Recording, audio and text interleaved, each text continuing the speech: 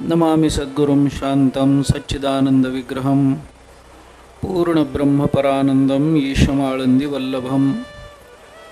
नमो सद्गुरु तुकया ज्ञानदीपा, नमो सद्गुरु सच्चिदानन्दरूपा, नमो सद्गुरु भक्तकल्याणमूर्ती, नमो सद्गुरु भास्करा पूर्णकीर्ती।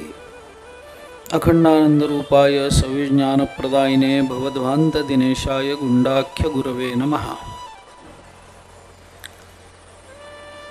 श्री एकनाथ संशोधन मंदिर, गणेश सभा आणि श्री समर्थ राम मंदिराच्या संयुक्त विद्यमान आपण श्री रामकथेचा, रामायणाचा विचार करतो आहोत। या विचारामध्ये आपण काल अरण्यकांडामध्ये प्रवेश केलेला आहे। रामचंद्र प्रभूंचं चरित्र हे जीवनाला दिशा देणारं आहे। मोठ्या पदावर राहून सुद्धा कशा पद्धतीनं सामान्य माणसाचं जीवन आपल्याला व्यतीत करता येऊ शकतं आणि धर्म मार्गाने वागून मानवी जीवनाची धन्यता ही कशी प्राप्त करून घेता येते याचा विचार आपल्याला रामचरित्रामध्ये दिसतो।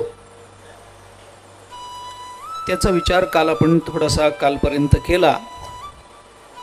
रामचंद्र प्रभू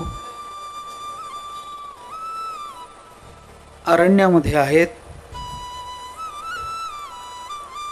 अरण्यामध्ये त्यांचा विहार चालू आहे। अनेक ऋषींच्या आश्रमांना भेटी देत देत देत रामचंद्र प्रभू पुढे निघालेले आहेत। अयोध्येचा विचार त्यांच्या अंतःकरणामध्ये नेहमी जरी राहत असला,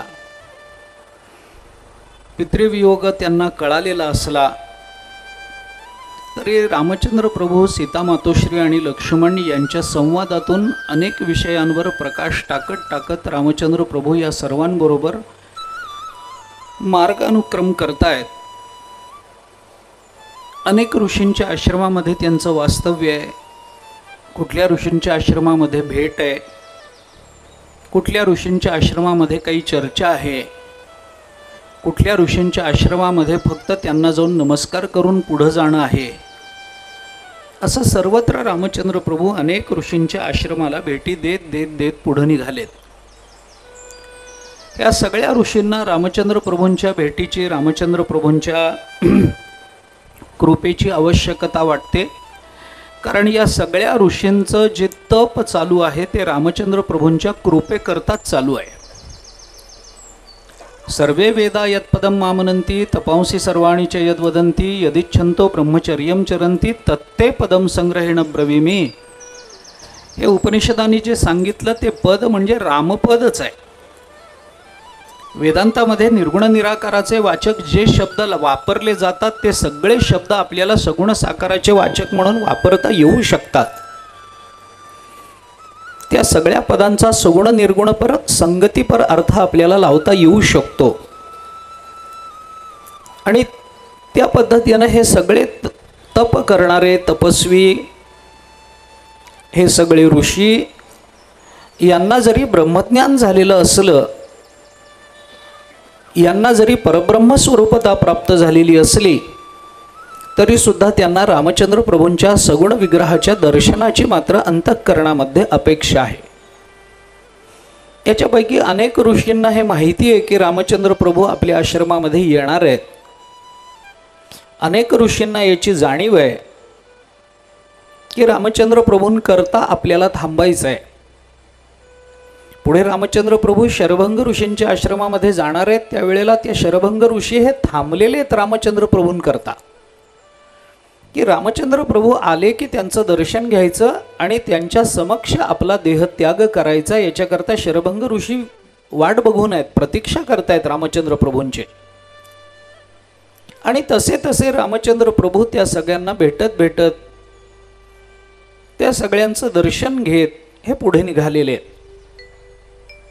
मानवी जीवनाची धन्यता ही जरी संत संगतीनं होत असली आणि माणसाला जरी संत संगतीतून काही मिळत असलं तरी संत संगतीचं महत्त्व हे फक्त मानवी जीवनाच्या धन्यतेत नाही आहे, तर सगुण साकार विग्रह धारण करणाऱ्या परमात्म्याच्याही अंतःकरणात ज्यांच्या संगतीचा मोह निर्माण होतो ते संत आहेत.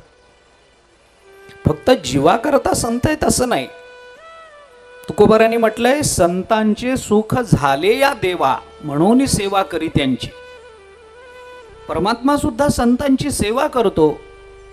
नाथ महाराजांचा अभंग तर सगळ्यांना माहिती आहे. या सुखाकारणे देव वेडावला, वैकुंठ सोडून संत सदनी राहिला. वैकुंठ सोडून परमात्मा संत संगतीमध्ये राहतो. जे सुकर त्या आपण परवाही बोलून आलो भानुदास महाराजांचा अभंग. परमात्म्याला त्या सुखाची अपेक्षा आहे. संत संगती माणसाकरता काय करत नाही तर सगळं करते. सगळं करते हे सांगण्यापेक्षा काय करत नाही असा प्रश्न विचारणं हे जास्त सोपं असतं. भर्तृहरीने म्हणून चिंतन करताना असं सांगितलंय, जाड्यम धियो हरती सिंचती वाची सत्यम मानोन्नतीम दिशती पापम अपाकरोती चेतः प्रसादयती दिक्षु तनोती कीर्तिम सत्संगती कथयः किम न करोती पुंसाम. भर्तृहरी हा प्रश्न विचारतात. भर्तृहरी ही बोलून दाखवतात, जाड्यम धियो हरती. काय करते संत संगती काय करते आपल्या जीवनामध्ये? आपल्या बुद्धीचा जडपणा निवृत्त करते, मंदपणा निवृत्त करते. बुद्धीला मांद्य आलेलं असतं. प्रज्ञा मांद्यम कुतर्कश्च. वर्तमान प्रतिबंधाचा विचार करताना पंचदशीनं हा विचार मांडलाय. प्रज्ञा मांद्य असतं, बुद्धीला जडता असते. सूक्ष्मातिसूक्ष्म पदार्थाचं ग्रहण करणं हे सर्वांच्या बुद्धीला प्रत्येक वेळेला शक्य होत नाही. त्याच्याकरता ताण द्यावा लागतो. बुद्धी तेवढी चांगली धारदार बनवावी लागते. त्या बुद्धीवर संस्कार करावे लागतात. त्या बुद्धीच्या ठिकाणी विवेक वैराग्याची गुण यावे लागतात. ज्ञानोबारांनी चिंतन केल्याप्रमाणे 18व्या अध्यायामध्ये परवा बोलून आलो आपण. गुरु दाविलिया वाटा येवोनी विवेक तीर्थ तटा बुद्धीचा मळकटा धुतला तेणे. बुद्ध्या विशुद्धया युक्तो धृत्यात मानम नियम्यच. 18वा अध्याय. बुद्धीचा मळकटा धुतला. गुरूंनी दाखवलेल्या मार्गावर जाऊन विवेकाच्या तटावर वैराग्याच्या पाण्याने आपल्याला आपली बुद्धी शुद्ध करून घेता आली पाहिजे. आणि अशी बुद्धी शुद्ध झाली की त्या बुद्धीला सूक्ष्मातिसूक्ष्म पदार्थाला ग्रहण करण्याची योग्यता येते. अशी योग्यता जर सर्वांजवळ नसेल आणि परमात्मा स्वरूपाची प्राप्ती, कारण परमात्मा सूक्ष्म आहे. सूक्ष्मत्वा तद्विज्ञेयम दूरस्थम चांतिकेच तद. गीता बोलते की नाही? परमात्मा अत्यंत सूक्ष्म आहे. तो सगळ्यांना कळत नाही. एष सर्वेषु भूतेषु गूढोत्मा न प्रकाशते दृश्यते त्वग्रया बुद्ध्या सूक्ष्मया सूक्ष्मदर्शिभिः. अशा सूक्ष्म पदार्थाला ग्रहण करण्याची योग्यता आपल्या बुद्धीच्या ठिकाणी आली पाहिजे. याच्याकरता आपण प्रयत्न करून चालत नाही. मग काय करावं लागतं? त्याच्याकरता संत संगतीची अपेक्षा बोलून दाखवली. संत संगती काय करते? जाड्यम धियो हरती. बुद्धीचा मंदपणा संत संगती दूर करते. बुद्धीचा मंदपणा दूर करते म्हणजे काय? म्हणजे बुद्धीला मंद राहू देत नाही. म्हणजे बुद्धीला हा एक प्रकार झाला की सूक्ष्म पदार्थाचं ग्रहण करण्याची योग्यता ही बुद्धीच्या ठिकाणी येते. हा एक भाग झाला त्याचा. त्याचा दुसरा भाग असा आहे की बुद्धीचं मांद्य जातं, बुद्धीचा जडपणा जातो. याचा अर्थ एखादा सिद्धांत कळवून घेण्याकरता बुद्धीला जेवढा काळ लागतो त्याच्यापेक्षा अत्यंत कमी काल संत संगतीमध्ये तोच सिद्धांत कळण्याकरता लागत असतो. वेदांताचे सिद्धांत कळण्याकरता आयुष्य घालवावं लागतं. बहुनाम जन्मनाम अंते ज्ञानवान माम प्रपद्यते वासुदेव सर्वमिती स महात्मा सुदुर्लभा. आम्हाला ज्ञान कळण्याकरता होण्याकरता आम्हाला बहुनाम जन्मनाम अंते अनेक जन्माच्या शेवटी आम्हाला ते ज्ञान होतं. मग ज्याची प्राप्ती होण्याकरता आम्हाला अनेक जन्म घालवावी लागतात तेच ज्ञान संतांच्या संगतीमध्ये गेलं की आम्हाला लगेच प्राप्त होतं. याला बुद्धीचा मंदपणा दूर करणं असं म्हणतात. संत संगतीमध्ये आम्हाला सिद्धांताचं आकलन लवकर होतं. संत संगतीमध्ये आम्हाला सूक्ष्मातिसूक्ष्म पदार्थाचं ग्रहण करणं शक्य होतं. जाड्यम धियो हरती सिंचती वाची सत्यम. आमच्या वाणीवर संत संगतीमुळे सत्याची पखरण होते. म्हणजे संत संगतीमध्ये माणसाच्या मुखातून असत्य बाहेर पडत नाही, कारण बुद्धी शुद्ध झालेली असते. बुद्धीमध्ये जोपर्यंत विकार निर्माण होत नाही तोपर्यंत माणसाच्या मुखातून असत्य निर्माण होण्याची शक्यता नाही, असत्य बाहेर पडण्याची शक्यता नाही. आमच्या मुखातून सत्य बाहेर पडतं. ज्ञानोबारायांनी म्हटलंय, माझी या सत्यवादाचे तप वाचा केली बहुत कल्पतया फळाचे महाद्वीप पातलो आम्ही. पुण्य पोशिली असाधारणे तिये तुझे गुण वानणे देऊनी मज उत्तीर्णे झाली अजी. आमच्या मुखातून सत्य बाहेर पडतं.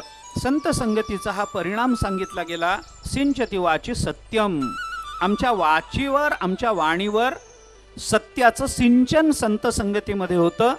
संत संगती आम्हाला सत्याचा बोध करून देते, सत्य वचन बोलायला भाग पाडते आणि आमच्या मुखातून असत्य बाहेर पडत नाही. आणखीन काय होतं संत संगतीनं? भर्तृहरी सांगतात, मानोन्नतीम दिशती पापम अपाकरोती. आमचा मान उंचावतो, म्हणजे आम्हाला बहुमान प्राप्त होतो, सन्मान प्राप्त होतो. संत संगतीमध्ये गेल्यानंतर अरे हा संतांच्या संगतीमध्ये राहणारा माणूस आहे बाबा, हाही सज्जन असला पाहिजे असं वाटून सन्मान प्राप्त होत असतो.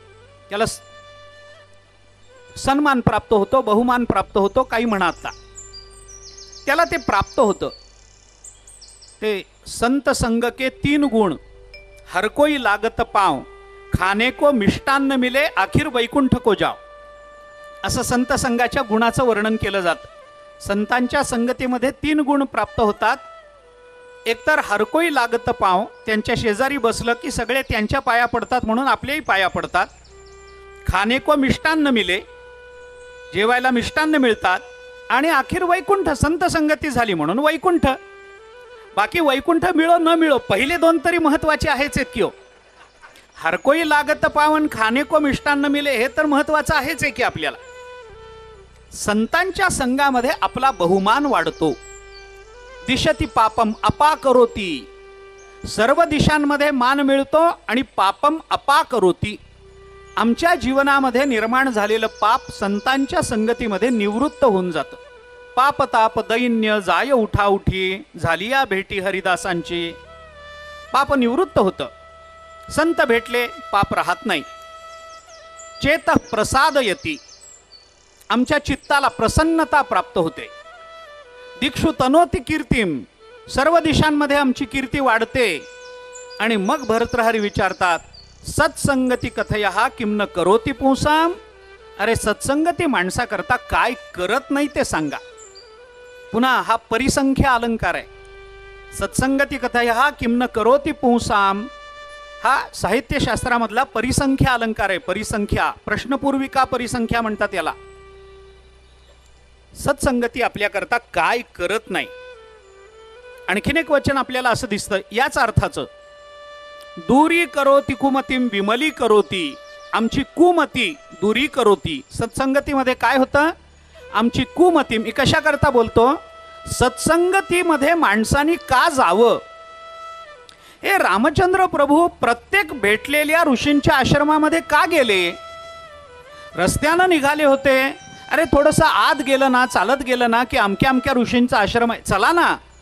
अरे पण जाणं येणं असू द्या, चला. पुढं जाता जाता थोडासा पर्वत वर चढून गेलं की वर एक ऋषी राहतात, चला ना वर जाऊ आपण. एकाही ऋषींच्या आश्रमाला टाळून रामचंद्र प्रभू पुढे गेले नाही आहेत. का गेले नाहीत? तर सत्संगतीचं महात्म्य काय हे आपल्याला कळालं पाहिजे.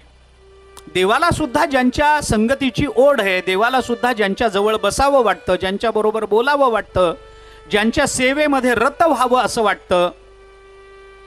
दूरी करोती कुमतीम विमली करोती. काय विमल करतात? चेतश चिरंतनम अघम चुलुकी करोती. त्यांनी सांगितलं आमची कुमती दूर होते. दूरी करोती कुमतीम, कुमती म्हणजे वाईट बुद्धी, ही दूर करतात. विमलित करोती चेतहा, आमचं चित्त हे विमली करतात. विमलीकरण म्हणजे त्याच्यातल्या मलाचं निस्सारण करून टाकतात. त्याच्यामध्ये मल ठेवत नाहीत. आमच्या चित्ताला अमल बनवतात. चिरंतन अघम चुलुकी करोती. जन्म जन्मांतरापासून चालत आलेलं पाप चुलुकी करोती, थोडंसं करून टाकतात. व्यापक राहू देत नाहीत. आणखीन काय करतात? भूतेषु च किंच करुणाम बहुली करोती. भूतमात्रांबद्दल अंतःकरणामधली करुणा ती मात्र वाढवतात. संतांच्या बरोबर राहिलं, भूतमात्रांबद्दल अंतःकरणामध्ये कल्याणाची भावना निष्पन्न होते. आणि म्हणून भरतराजांनी सांगितलं, संग सताम किम नो मंगलम आतनोती. अरे संत आपल्याकरता कोणतं मंगल करत नाहीत बाबा. संत आमच्याकरता मंगल करतात. वर्षत सकळ मंगळी ईश्वर निष्ठांची मांदियाळी. अनवरत भूमंडळी भेटतू भूता. या न्यायानं संत महात्मे आपल्यावर जी कृपा करतात ती आपल्या जीवनधन्यतेची असते. आणि याकरता संतांचं महात्म्य, संत संगती जीवनामध्ये परिवर्तन घडवून आणत असेल, जीवनामध्ये समाधानाची प्राप्ती करून देत असेल, तर त्या संतांच्या संगतीमध्ये आपण गेलं पाहिजे. हा उद्देश ठेवून रामचंद्र प्रभू अनेक तापसांच्या आश्रमामध्ये गेले. अनेक ऋषींच्या आश्रमांना भेटी दिल्या. अनेक ऋषींजवळ बसून त्यांनी काही चर्चा केली. कशा करता केली, का केली? भगवंताला सुद्धा त्याच्यातून आनंदाची अनुभूती येत असते म्हणून. अनेक कारणं त्याच्याकरता आपल्याला देता येतात. रामचंद्र प्रभूने हे केलं. हळूहळू रामचंद्र प्रभू, सीता मातोश्री, लक्ष्मण हे पुढं निघाले. पुढे रामचंद्र प्रभू चालायचे, मध्ये सीता मातोश्री चालायच्या आणि सगळ्यात शेवटी लक्ष्मण चालायचे. हा क्रम बिघडला नाही. हा क्रम बिघडला नाही. अध्यात्म रामायणामध्ये या क्रमानं ते चालतात. आणि रामचंद्र प्रभू आणि सीता मातोश्री, रामचंद्र प्रभू आणि लक्ष्मण यांच्यामध्ये सीता मातोश्री असते हे सांगताना त्यांनी दृष्टांत काय दिला असेल? अध्यात्म रामायणाने दृष्टांत दिला, जीव आणि ब्रह्म याच्यामध्ये प्रकृती असते, तशी राम आणि लक्ष्मण यांच्यामध्ये सीता चालत होती. या कारण ती प्रकृतीच आहे.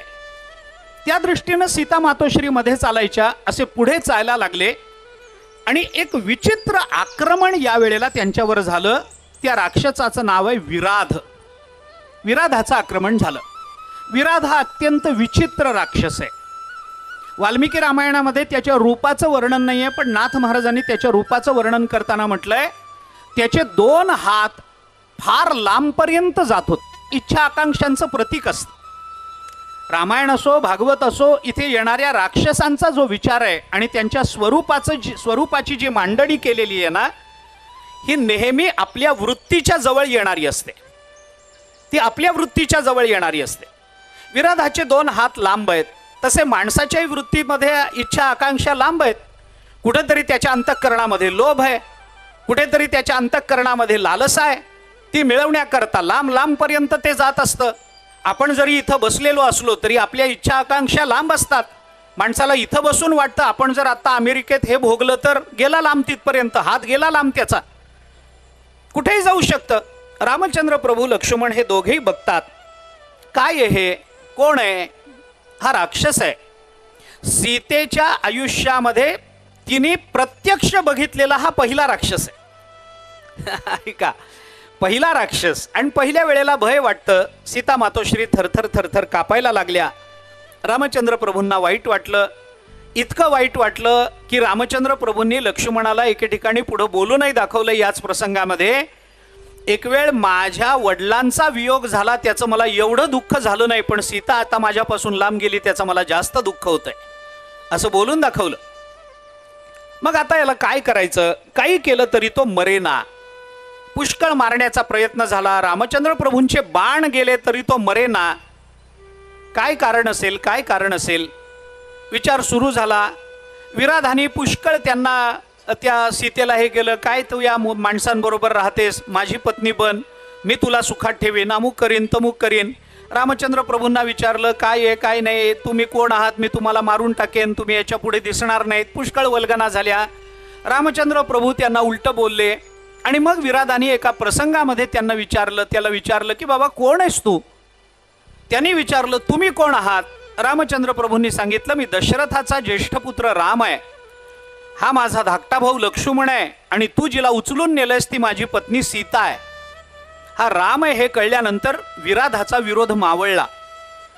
त्याला बरं वाटलं. मग त्याने आपला पूर्व वृत्तांत सांगितला. तो म्हणाला, मी तुंबरू नावाचा एक गंधर्व आहे. मी कुबेराकडे नोकरीला होतो. माझं चित्त रंभेवर गेलं आणि त्यामुळे एके दिवशी त्या रंभेचं चिंतन घरी करत बसलो. रंभा कशी मिळवता येईल याचा विचार करत बसलो आणि मला कामाला जायला उशीर झाला आणि मला शाप दिलाय की तू राक्षस होशील म्हणून. मला वाईट वाटलं. अंतःकरणामध्ये निर्माण झालेला काम हा आपल्या जीवनामध्ये काय दोष निर्माण करेल याचा विचार पुढेही पंचवटीमध्ये जाताना सीता मातोश्रींनी रामचंद्र प्रभूंना सांगितलाय. तोही मी पुढे बोलतो. पण काम जीवनामध्ये निर्माण झाला की तो घात करतो. त्रिविधम नरकस्येदम द्वारम नाशनमात्मनः कामः क्रोधः तथा लोभः तस्मात् एतत्त्रयम त्यजेत, असं 16व्या अध्यायामध्ये भगवंतांनी गीतेत बोलून दाखवलंय. का बाबा? कारण काम, क्रोध आणि लोभ हे नरकाची द्वारं म्हणून सांगितली आहेत. त्रिविधम नरकस्येदम द्वारम, ही 3 नरकाची दारं आहेत. कामानं काय नाश होतो? रामायण त्याच्याकरताच आहे. रामायण त्याच्याकरताच आहे. माणसाच्या अंतःकरणामध्ये काम निर्माण झाला. रावणाचं काय झालं आपण पाहणारच आहोत आणि आपल्याला माहिती आहे. क्रोधाने तसंच आहे. लोभाने काय होतं? दुर्योधनाचं काय झालं आपल्याला माहिती आहे. महाभारत माहिती आहे. लोभा करता महाभारत बघा, कामा करता रामायण बघा. हे इतिहास आम्हाला हे सांगत राहतात. माणसाच्या जीवनामध्ये निर्माण होणारा काम हा इंद्रिय तृप्ती करता नसावा. भागवताच्या 2ऱ्या स्कंधामध्ये रामायणाच्या सुरुवातीलाही ते येऊन गेलंय. आपण बघितलं नाही, पण रामायणाच्या सुरुवातीलाही हा विचार येऊन गेलाय. भागवतामध्ये धर्म, अर्थ, काम आणि मोक्ष या पुरुषार्थाची व्यवस्था लावत असताना धर्म आणि मोक्षाच्या मर्यादेमध्ये असणारा अर्थ आणि काम याचा विचार फार स्पष्ट रूपाने बोलून दाखवलाय. 2ऱ्या स्कंधात आहे. भागवत असं म्हणतं की माणसानं धर्माचं पालन करावं, ते मोक्ष प्राप्ती करता करावं. अर्थ प्राप्ती करता धर्माचं पालन करून उपयोग नाही. म्हणजे मी धर्मानं का वागावं? तर मला संपत्ती मिळावी म्हणून, असं नाही. मी धर्मानं का वागावं? तर मला मोक्ष मिळावा म्हणून. धर्म, अर्थ, काम आणि मोक्ष हे पुरुषार्थ आहेत ना. मग या धर्माचं आचरण या मोक्षाकरता आहे, अर्थाकरता नाही. अर्थाची प्राप्ती कामाच्या परिपूर्ती करता नसावी, पालना करता असावी. कामाचं सेवन हे आम्हाला अर्थप्राप्ती किंवा इंद्रिय तृप्ती करता नसावं, तर जीवनाच्या निर्वाहा करता असावं. म्हणून 7व्या अध्यायामध्ये धर्माविरुद्ध भूतेषु कामोस्मी भरतर्षभ हे भगवंतांनी स्वतःची विभूती म्हणून कबूल केलं. कामाचं सेवन इंद्रिय तृप्ती करता नाही आहे. मग आमचं जीवन टिकलं पाहिजे, आम्ही जगलो पाहिजे. का जगलो पाहिजे? कारण अजून आम्हाला भगवंताची प्राप्ती झाली नाही, तोपर्यंत आम्ही जगलंच पाहिजे. याच्याकरता वाटेल तो अट्टहास करावा. भगवत प्राप्ती झाली नाही ना, मग आपल्याला मरायचं नाही. अजून ज्ञानोबारांची कृपा नाही ना, मरायचं नाही. अजून तुकोबाराय भेटले नाहीत ना, मरायचं नाही. दासबोध प्राप्त अजून पाठ झाला नाही ना, नाथभागवत मुखोद्गत झालं नाही ना, मरायला परवानगी नाही, मरायचं नाही. जोपर्यंत भगवंताची संतांची कृपा होत नाही, तोपर्यंत आपलं जीवन चालू ठेवलंच पाहिजे. हा नियम आहे. आत्मानं सततम रक्षेत. कुठपर्यंत? अरे जोपर्यंत आत्मस्वरूपाची यथार्थ जाणीव होत नाही तोपर्यंत. देह ठेवा, देहाला जगवण्याकरता प्रयत्न करा, तो काही गुन्हा नाही आहे. पण आमचं कल्याण व्हावं याच्याकरता. हा सगळा विचार विराधाने बोलून दाखवला. आणि विराध रामचंद्र प्रभूंना सांगतात, माझ्या अंतःकरणामध्ये रंभेबद्दल काम निर्माण झाला. कामाचा विचार माणसाच्या अंतःकरणामध्ये आला. बुद्धीनं एकदा परमात्मा हा विषय सोडून अन्य विषयांचा विचार करायला प्रारंभ केला की आपल्या हातातला वेळ कसा निघून जातो हे आपल्याला कळत नसतं. माणसाचं कामामध्ये अडकल्यामुळे वेळेकडे लक्ष जात नाही. आता मी आपल्याला साधं सांगतो, हे बाकीचं सोडून द्या. हे काय विराधाला रंभेबद्दल वाटलं आणि त्याच्या अंतःकरणात काम निर्माण झाला आणि कामावर जायचंय ती वेळ सुद्धा कळाली नाही, हे विराधाचं म्हणणं. विराधाचं काय, विराधाच्या जीवनात असेल ते असेल, पण खरं सांगू का दुसऱ्या अर्थानं, अहो हातात मोबाईल आला आणि एकदा फेसबुक आणि व्हॉट्सअप सुरू झालं ना की आपल्यालाही कळत नाही ऑफिसची वेळ कधी उलटून गेली. मग हे विराध नाहीत तर कोण आहेत? हा विराधच आहे ना एका अर्थाने. आम्हाला कळतच नाही, वेळ काळाचं भानच राहत नाही की आता चला बाबा उठायची वेळ झाली, आता कामाची वेळ झाली, आता सेवेची वेळ झाली, आता देवपूजेची वेळ झाली. नाही, एवढं बघतो न येतो. आता एवढं बघेपर्यंत देव थांबावेत अशी अपेक्षा आहे का? एवढं होईपर्यंत काही आमच्या जीवनामध्ये परमात्म्याने बाबा तुझं बघून होऊ दे आणि मग तू येऊन आमची पूजा कर असं देवाने म्हणावं अशी अपेक्षा आहे का? विराधाने सांगितलं, माझ्या अंतःकरणात रंभेबद्दल काम निर्माण झाला, वेळ पाळता आली नाही. कुबेराने शाप दिला, राक्षस होशील म्हणून. मला वाईट वाटलं, पश्चाताप झाला. कुबेराच्या चरणाला लागलो, वारंवार विनंती केली, याच्या पुढे माझ्याकडून असं काही होणार नाही असं अभिवचन दिलं. माझा पश्चातापाचा प्रामाणिकपणा कुबेराला पटला आणि कुबेराने मला त्या ठिकाणी उशाप दिला की ठीक आहे म्हणे, तू राक्षस होशील, पण ज्या वेळेला रामचंद्र प्रभू येतील अरण्यामध्ये त्यावेळेला ते त्यांच्या हाताने तुला मारतील आणि तुझं कल्याण होईल, त्यानंतर तू पुन्हा स्वर्गलोकाला प्राप्त होशील असा शाप मला दिलेला आहे.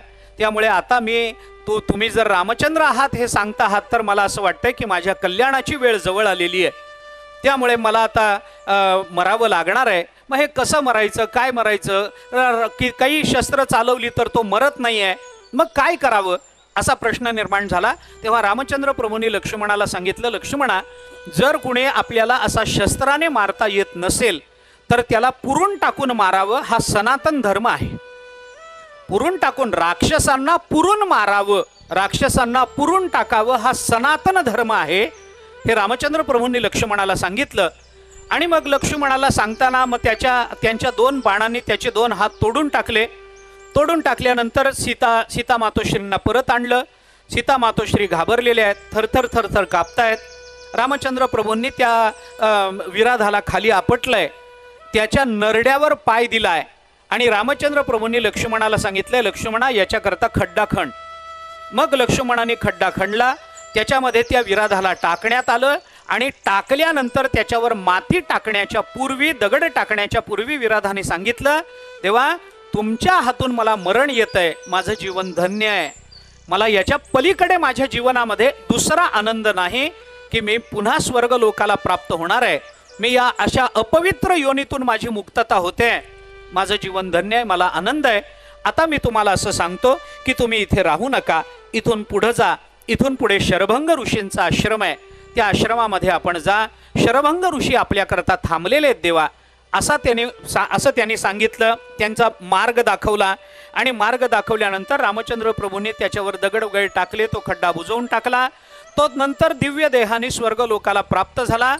त्याने सांगितलेल्या सूचनेवरून रामचंद्र प्रभू, लक्ष्मण आणि सीता हे तिघे जण पुढे निघाले. शरभंग ऋषींच्या आश्रमामध्ये त्यांचं येणं झालं. शरभंग ऋषी आश्रमामध्ये आल्याबरोबर रामचंद्र प्रभूंनी बघितलं शरभंग ऋषींचा आश्रम दिव्य तेजानं तळपतोय, दिव्य तेज तिथं आहे. आणि बघितलं त्यावेळेला त्यांना असं दिसलं की काही देवता तिथं उपस्थित आहेत. त्या देवता जमिनीवर नाही आहेत, अधांतरी आहेत. त्या देवतांची सावली पडत नाही आहे, त्या देवतांची वस्त्र मलिन होत नाही आहेत, त्या देवतांच्या गळ्यातली माळ कधी सुकत नाही आहे. हे देवता ओळखण्याचं लक्षण आहे. कारण पुढं ज्या वेळेला लंकेमध्ये रावणाने सीता मातोश्रींना नेलं, सगळ्या रामायणामध्ये हे नाही आहे, पण काही रामायणामध्ये हे आवर्जून सांगितलं जातं की त्यावेळेला इंद्र तिथे गेलाय आणि इंद्राने सीता मातोश्रींना, आता ही इथं आली आहे, रावणाने हिला पळवून आणलंय, हिच्या जेवणाची भुकेची व्यवस्था आपण केली पाहिजे, म्हणून मग इंद्राने तिला खीर नेली आहे, तिथं पायस नेलंय. आणि ते पायस नेऊन त्या सीतेला देताना सीतेने विचारलंय, तू इंद्र आहेस हे मी कसं ओळखू? तर इंद्राने सांगितलं, मागे तुम्ही शरभंग ऋषींच्या आश्रमामध्ये आला होतात त्यावेळेला देवता ओळखण्याची जी लक्षणं रामचंद्रांनी तुला सांगितलेली आहेत सीते, तीच लक्षणं माझ्या ठिकाणी दिसतात की नाही बघ, आणि मग मला इंद्र मान, हे तिथं सांगितलं. रामचंद्र प्रभूंनी देवतांना कसं ओळखायचं याची लक्षणं, 4 लक्षणं तिथं सांगितली आहेत. रामचंद्र प्रभू लक्ष्मणाला म्हणतात, लक्ष्मणा तो रथ बघ, त्या रथामध्ये इंद्र बसलेला आहे असं मला वाटतं, तो रथ अग्नीसारखा तळपतो आहे. त्याच्यातून अग्नीच्या ज्वाला बाहेर पडतायत असं मला वाटतंय. तो कोण आहे हे मला बघावं लागेल असं म्हणून ज्या वेळेला रामचंद्र प्रभू वेगानं पुढे निघाले त्या वेळेला मात्र इंद्राने सगळ्या देवतांना असं सांगितलं, रामचंद्र प्रभू येत आहेत, आत्ताच आपला परिचय आपल्याला त्यांना द्यायचा नाही आहे, त्यामुळे ताबडतोब इथून सगळे निघा. सगळ्या देवता निघून गेल्या. इंद्र निघून गेला आणि रामचंद्र प्रभू शर्वंग ऋषींच्या आश्रमामध्ये आले. शर्वंग ऋषींच्या आश्रमामध्ये रामचंद्र प्रभूंचा मुक्काम झाला. मुक्काम झाल्यानंतर शर्वंग ऋषींनी रामचंद्र प्रभूंना सांगितलं, म्हणे रामा, तुमच्या येण्याची फार काळ मी प्रतीक्षा करत होतो, फार काळ प्रतीक्षा करतो. काय म्हणून प्रतीक्षा करता? काही नाही म्हणे, माझ्या जीवनाची धन्यता झाली आहे, मला मिळवण्यासारखं काही राहिलेलं नाही. जो परमात्म स्वरूपतेचा विचार माझ्या अंतःकरणामध्ये रुजला पाहिजे आणि त्याची प्रतिक्षणी मला अनुभूती आली पाहिजे, ती सर्वत्र ब्रह्मदर्शनाची अनुभूती मला येते. त्यामुळे आता मला असं काही वाटत नाही आहे की माझं जगणं हे काही कामाचं आहे, त्यामुळे आता मला देहत्याग करायचा आहे.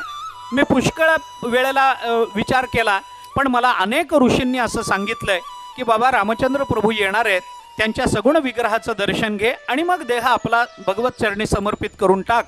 म्हणून तुमच्याकरता म्हणून मी थांबलेलो आहे, तेव्हा या, मला दर्शन द्या. रामचंद्र प्रभू तिथे थांबले. दुसऱ्या दिवशी रात्रभर शर्वंग ऋषींबरोबर वार्तालाप झाला. दुसऱ्या दिवशी सकाळी शर्वंग ऋषींनी स्नान केलं. नित्य नियम आपला जो अनेक आवरायचं होतं ते आवरलं, अग्नी प्रज्वलित केला आणि त्या अग्नीमध्ये शर्वंग ऋषी रामचंद्र प्रभूंचं दर्शन घेऊन त्या अग्नीमध्ये समाविष्ट होऊन गेले. आणि जाण्यापूर्वी शर्वंग ऋषींनी सांगितलं की तुम्ही इथला पुढचा जो प्रवास आहे ते इथून जवळ सुतीक्ष्ण नावाचे ऋषी राहतात, त्यांच्या आश्रमामध्ये आपण जा, ते तुम्हाला पुढचं चांगलं मार्गदर्शन करतील असं सांगितल्यामुळे रामचंद्र प्रभूंनी ठीक आहे म्हणून सांगितलं. शर्वंग ऋषींनी त्या अग्नीमध्ये प्रवेश केला आणि तिथून पुढे रामचंद्र प्रभू निघाले. सुतीक्ष्णांच्या आश्रमामध्ये गेले. आश्रमामध्ये रामचंद्र प्रभूंचा पुन्हा एक मुक्काम झाला आणि मुक्काम झाल्यानंतर दुसऱ्या दिवशी सकाळी सुतीक्ष्ण ऋषींची परवानगी घेऊन जेव्हा रामचंद्र प्रभूंचा पुढे प्रवास सुरू झाला, या प्रवासामध्ये एक फार सुंदर घटना घडली. ही घटना गोष्ट नाही आहे, पण ही जी घटना घडली ही संवादातून प्रकट झाली. आणि हा संवाद झालाय तो लक्ष्मणाच्या साक्षीनं रामचंद्र प्रभू आणि सीता मातोश्री यांच्यामध्ये एक संवाद झाला. हा संवाद फार चांगला आहे, ऐकण्यासारखा संवाद आहे. आता रामचंद्र प्रभू आहेत, सीता मातोश्री, लक्ष्मण, त्यांचा चालत प्रवास चालू आहे आणि त्या प्रवासामध्ये रोज काही ना काहीतरी चर्चा चालायची. आता साधा विचार आपण करा व्यवहाराच्या दृष्टीनं, नवरा, बायको आणि नवऱ्याचा भाऊ हे तिघे जण जर प्रवासाला निघालेले असतील तर काही शांत बसून जातील का हो? बरं जाऊ द्या, दिराचं जाऊ द्या, नवरा बायको प्रवासाला चाललेत म्हणजे काय गप्प बसून जातील का? काही ना काहीतरी चर्चा होईलच की नाही. घरातली होईल, बाहेरची होईल, त्यांच्या मित्राची होईल, हिच्या मैत्रिणीची होईल, आध्यात्मिक सोडून बाकी सगळ्या चर्चा होतील की नाही? नवरा बायको प्रवासात आहेत, मग काही इथं थांबायचं का, तिथं खायचं का, इथं प्यायचं का, हे सुरूच होईल की नाही सगळं.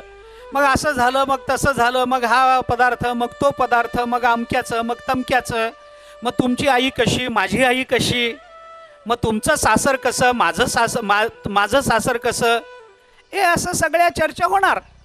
पण इथं सीता मातोश्री आहेत, रामचंद्र प्रभू आहेत, लक्ष्मण आहेत. पुढे जाता जाता सीता मातोश्रीने रामचंद्र प्रभूंना एक फार चांगला प्रश्न विचारला. सीता मातोश्री रामचंद्र प्रभूंना असं म्हणतात की आपण दिव्य पुरुष आहात, आपण महान पुरुष आहात, आपल्या जीवनामध्ये काहीही कमी नाही आहे, आपण परब्रह्म आहात याची मला कल्पना आहे. परंतु आपण जरी महान असलात तरी माझ्या दृष्टीनं, हे पत्नी बोलते, सीता मातोश्री बोलतायत, तरी मला असं वाटतं की धर्माचा जरा बारकाईनं आणि सूक्ष्म विचार जर केला ना तर मला असं वाटतं की आत्ता तुम्ही इथं अरण्यात आहात, हे सगळं तुमचं चालू आहे, तुम्ही आईवडिलांच्या आज्ञेने तेथून बाहेर पडलेला आहात, अयोध्येतून अरण्यामध्ये आहात, ऋषीमुनींना भेटता आहात, हे सगळं खरं आहे, मला काही म्हणायचं नाही त्याबद्दल. पण धर्माचा जर बारकाईनं विचार केला तर मला असं वाटतं की रामचंद्र प्रभू तुम्ही आहात, तुम्ही महान पुरुष आहात, पण मला अधर्म करता आहात. हे कोण बोलतंय? पत्नी बोलतीये आपल्या पतीला. सीता मातोश्री रामचंद्र प्रभूंना असं म्हणतात की धर्माचा बारीक विचार केला तर मला असं वाटतं की तुम्ही जरी राजे असलात, काही जरी असलं तरी तुम्ही धर्मानं वागत नाही आहात, तुमच्याकडून अधर्म होतो आहे, तुम्ही अधर्माच्या जवळ आहेत. आता रामचंद्र प्रभूंचं जीवन दिवस रात्र सीता मातोश्रींनी बघितलंय. रामचंद्र प्रभूंच्या विचाराची सखोलता सीता मातोश्रींना माहिती आहे. रामचंद्र प्रभूंच्या प्रत्येक कृती मागचा रामचंद्र प्रभूंचा विशुद्ध हेतू सीता मातोश्रींना ज्ञात आहे. तरीही सीता मातोश्री असं म्हणतात, कारण धर्माचा विचार केला तर तुम्ही अधर्मानं वागता आहात. कारण धर्माची गती अत्यंत सूक्ष्म आहे. गहना कर्मणो गती. कर्माची गती, धर्माची गती अत्यंत गहन आहे. वरून बघताना कर्म धर्म आपल्याला निश्चयात्मक बुद्धीनं ठरवता येत नाही. अमक्या एका क्रियेतून आम्हाला आमचा धर्मच सिद्ध होईल म्हणून आपण ती क्रिया केली पाहिजे असं मानवी बुद्धीनं किंवा दैवी बुद्धीनं आपल्याला ठरवता येत नसतं. धर्माधर्माचे निकष आणि धर्माधर्माचं प्रामाण्य आणि धर्माधर्माचा निवाडा, कर्माकर्माचं प्रामाण्य, कर्माकर्माचे निकष आणि कर्माकर्माचा निवाडा हे ठरवण्याचा अधिकार देवालाही नाही, तो फक्त आणि फक्त शास्त्राला आहे. तस्मात् शास्त्रम प्रमाणन्ते कार्याकार्य व्यवस्थितो. कसं ठरवायचं धर्म अधर्म? आमच्या बुद्धीनं ठरवता येत नाही. देशकाल व्यक्तिभेदाने त्याचा विचार करावा लागतो. प्रत्येक व्यक्तीचा धर्म वेगळा आहे, प्रत्येक व्यक्तीचा धर्म विचार वेगळा आहे. धर्म ही संकल्पनाच मुळात इतकी व्यापक आहे की ती व्यापक असल्यामुळे तिला प्राप्त झालेला जो अर्थ आहे ना, त्या अर्थाचा कोणताही एक विवक्षित कंगोरा घेऊन आम्हाला धर्माच्या व्याख्या ठरवता येत नसतात.